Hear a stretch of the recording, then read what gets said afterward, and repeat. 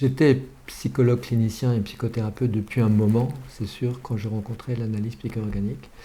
Et ce qui m'a frappé, c'est le dynamisme de cette pratique, l'originalité de ces concepts et la particularité, la spécificité de ces façons de faire. Il y a vraiment une vision originale, en fait, de la vie psychique qui se dégage des concepts et de la pratique de l'APO. Alors évidemment, l'attention portée aux manifestations corporelles qui sont considérées comme des ouvertures vers le processus thérapeutique, ces sensations corporelles qui sont comme des boussoles de nous-mêmes, qui sont aussi des boussoles dans le processus, dans le chemin qu'on peut prendre pour aller vers le processus. Et ces boussoles pour repérer ce qui va, ce qui ne va pas, comme des signes qu'on prend en compte et qui nous aident à orienter le moment thérapeutique, le processus thérapeutique. J'étais très branché psychanalyse quand j'ai rencontré l'APO. Je connaissais quasiment pas les thérapies humanistes. Et ça, c'est aussi quelque chose qui m'a vraiment intéressé, qui m'a vraiment attiré. Cette attention portée à la réalisation de la personne, la prise en compte de la personne déjà dans sa globalité, et la prise en compte de cette réalisation des capacités de chacun, l'accomplissement du sujet, l'accomplissement de la personne, qui donne une vision finalement de la psychothérapie où on ne cherche pas que à résoudre les symptômes, mais à aller vers ce chemin de l'accomplissement de soi-même, une vision de la psychothérapie et puis une vision de l'humain aussi de façon plus globale encore.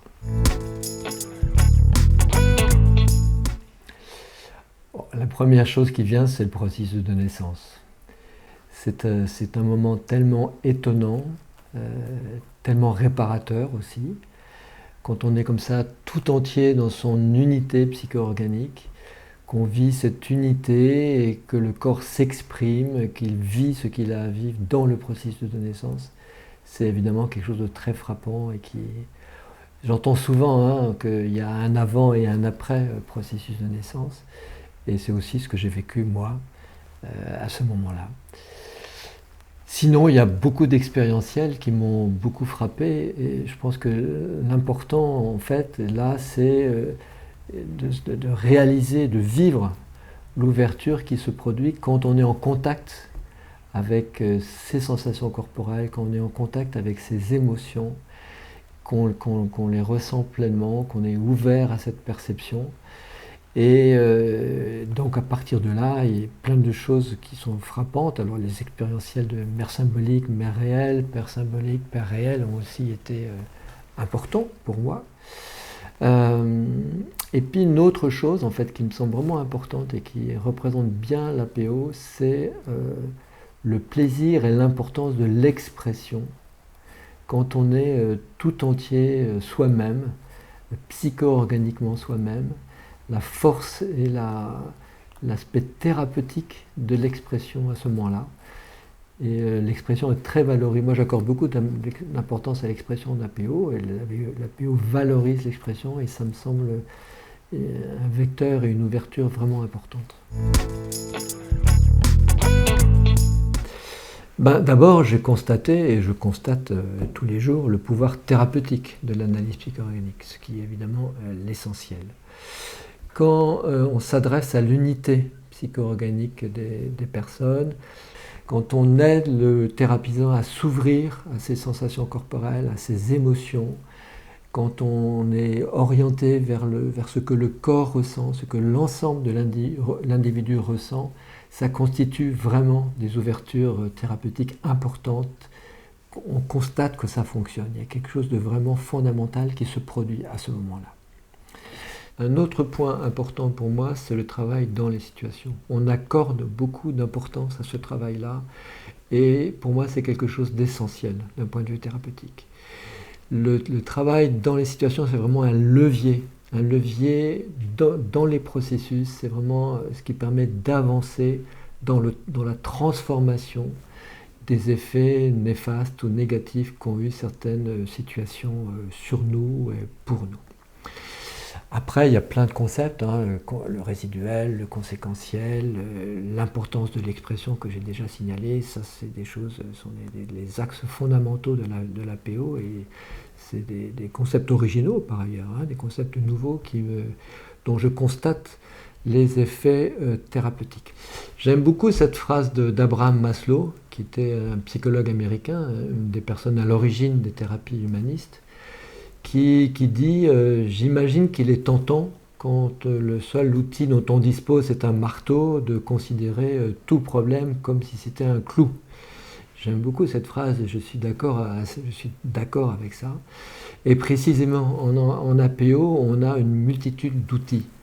Alors ce sont des outils qu'il ne faut pas utiliser de façon disparate, mais qu'il faut utiliser à bon escient, et je pourrais compléter cette phrase de Maslow en disant qu'il faut le bon outil pour le bon problème, au bon endroit, avec la bonne personne.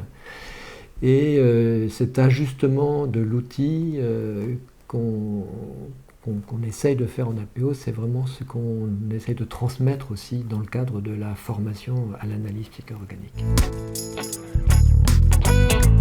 La dimension humaniste de l'APO a beaucoup d'importance pour moi. Qu'est-ce que ça veut dire? Ça veut dire être attentif à la globalité des personnes qu'on reçoit, à la globalité de la personne. Tout être humain veut se réaliser le plus possible, concrétiser ses capacités et ses compétences. Et cette dimension humaniste prend en compte cette dimension de l'accomplissement de soi, ce désir de réaliser ses compétences et ses capacités. Et nous sommes très sensibles à ça en APO, et j'en suis vraiment très content, je suis ravi de cette position. On a des concepts spécifiques qui tiennent compte de ça, des façons de faire originales que Paul Boysen a créées, hein, et notamment la mise en lumière de ce qu'on appelle la connexion organique, qui est, de mon point de vue, l'espace thérapeutique fondamental et qui est, pour moi, le lieu de la subjectivité. L'APO, c'est vraiment une synthèse des psychanalyses, parce qu'on parle toujours de la psychanalyse, mais il y a des psychanalyses. Une synthèse des psychanalyses, des thérapies psychocorporelles et des thérapies humanistes.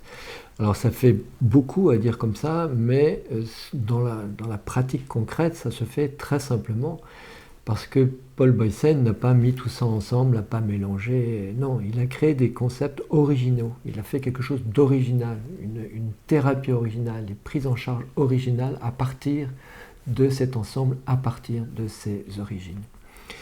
Et je dirais même qu'il y a une dimension éthique à la prise en compte de la globalité psycho-organique de la personne, de l'unité psycho-organique de la personne. J'aime beaucoup cette expression d'unité psycho-organique qui, pour moi, signifie beaucoup. À une époque où l'image et la pensée consciente et formatée ont tant d'importance, revenir à l'intégrité de ce que nous sommes, corps et esprit, peut avoir de grands effets à l'heure actuelle. Dès que j'ai eu fini ma formation en analyse psycho-organique, j'ai eu très à cœur de faire connaître l'analyse psycho-organique auprès du grand public d'une part, mais aussi auprès des professionnels. Et le livre collectif paru en 2015, l'analyse psycho-organique, les voies corporelles d'une psychanalyse, qu'on a co-géré ensemble avec Anne Fraisse et Éric Champ, avait déjà cette fonction de faire connaître l'analyse psycho-organique auprès du public et aussi auprès des professionnels. C'est le premier livre paru sur l'APO accessible à tout public. Le livre que j'ai écrit, moi, qui est paru en 2019, Je suis un corps qui pense pour une thérapie corps-esprit, avait ce même objectif de faire connaître l'APO auprès du public et aussi auprès des professionnels d'un point de vue théorique et aussi d'un point de vue clinique. Donc j'ai essayé d'illustrer le plus possible cliniquement le contenu de cet ouvrage. J'ai cofondé en 2020 une revue qui s'appelle APO, la revue de l'analyse psycho-organique, dont je suis rédacteur en chef. Alors, c'était toute une aventure, hein, avec le comité de rédaction, il a fallu tout créer, et ce n'était pas notre métier, mais on y est parvenu. Le premier numéro est paru en 2022, sur le thème de la naissance. Le second numéro en 2023 sur le thème de la relation thérapeutique. et nous sommes actuellement en train de préparer le numéro 3 sur l'identité organique. Cette revue, c'est un outil de recherche et d'approfondissement de notre méthode thérapeutique. Elle cherche à contribuer au développement de l'analyse psycho-organique et mieux la faire connaître. J'ai mis et je continue à mettre beaucoup d'énergie pour la reconnaissance de l'APO et son développement. C'est quelque chose qui me plaît et que j'ai vraiment à cœur. Dans un mouvement conjoint de l'EFAPO et de ma part, on vient de créer un pôle recherche, je viens de créer un pôle recherche au sein de l'EFAPO que je dirige. Et je pense qu'en effet, la recherche, c'est un élément important actuellement dans le développement de l'APO. Il s'agit d'aller vers une validation scientifique de l'APO avec des critères de scientificité actuellement en vigueur dans le monde de la recherche. Le but, là encore, c'est de faire connaître l'APO auprès des professionnels, auprès des scientifiques, auprès de tout public, auprès des patients et aussi auprès des autorités administratives et politiques. Notre objectif, c'est de montrer ce que l'APO, validée scientifiquement, peut apporter à la pratique psychothérapeutique en général. Mais j'ai aussi 2 objectifs supplémentaires. Le premier de ces 2 objectifs, c'est de s'adresser aux praticiens de l'APO. Faire de la recherche, ça peut être stimulant, ça ouvre sur des questionnements et ça peut permettre l'approfondissement et pourquoi pas l'amélioration de notre pratique thérapeutique. Il faut aussi avoir à l'esprit les retombées de la recherche sur la formation à l'analyse psycho-organique.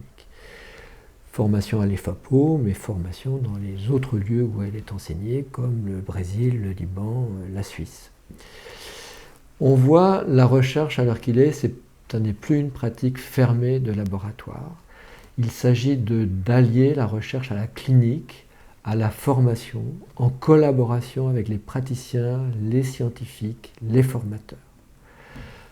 Nous sommes au début de ce pôle recherche et pour ça, il faut qu'on soit attentif à la question de recherche, attentif au bon choix de l'objet de recherche et au bon choix des protocoles que nous allons mettre en place.